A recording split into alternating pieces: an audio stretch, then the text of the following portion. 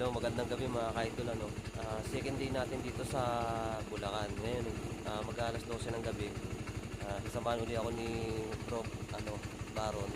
Puntahan namin yung yung sementeryo na na naganap yung pang-rape sa isang babae na ni-rape ng tatlong lalaki tapos pinatay. Ngayon, yun ang ating pupuntahan mga ka-idol. Tara, let's go. Samahan nyo kami sa pag-explore. Yan, mga idol, ha. Punta natin yung lugar na yun, biyahe muna tayo.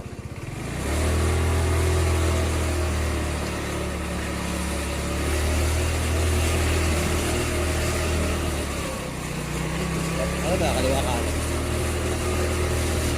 Kaliwa? Kaliwa kanan, kanan. Ano? Day.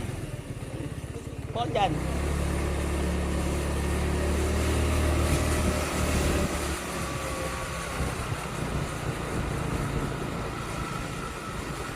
Napakita mo rin kung tayo dalawa. Philippine kanan.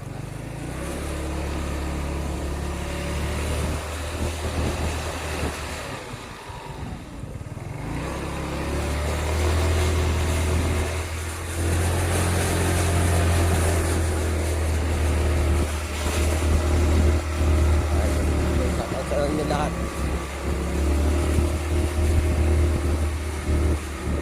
Kaya diretso ko lang yun yan.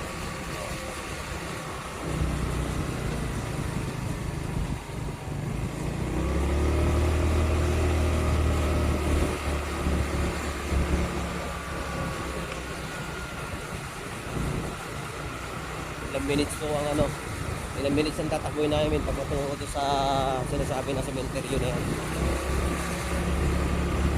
Tingnan natin kung gaano ka-active ang mga espiritu o elementong namamalagi sa sementeryo. Subukan mo na rin yan. Ha? Pili lang ako. Okay, ano ka muna. Sige, hintay kita.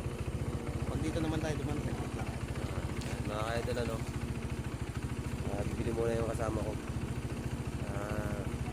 Yung pupuntahan natin na yan, yun yung yung babaeng nirip ng tatlong lalaki.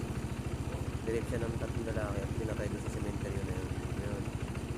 Nire-request sa atin yan ng taga dito na bisitahin daw natin yung lugar na yun.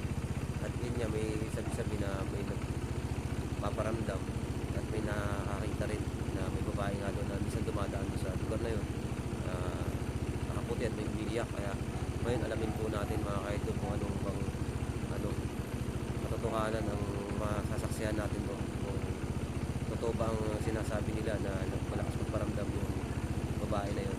Ang araw ng Martes ngayon mga ka-idol, wala pa ba? Mga mag-alas 12 na rin. Noong oras na ba? Tingnan ko lang. Mag-alas 12 na. Siguro makarating kami doon mga 10, 12, 15 gano'n. Yung kasama natin kanina, siya yung kasama natin para ituro kung saan yung sinasabing sementeryo na yun. Kaya ating pupuntahan yun.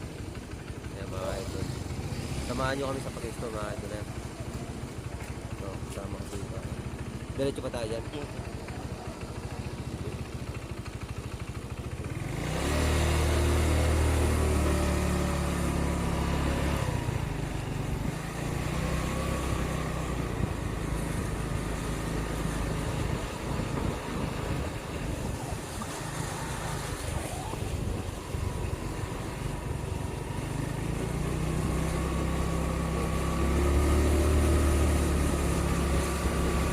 Okay lang, kaya mo na muna.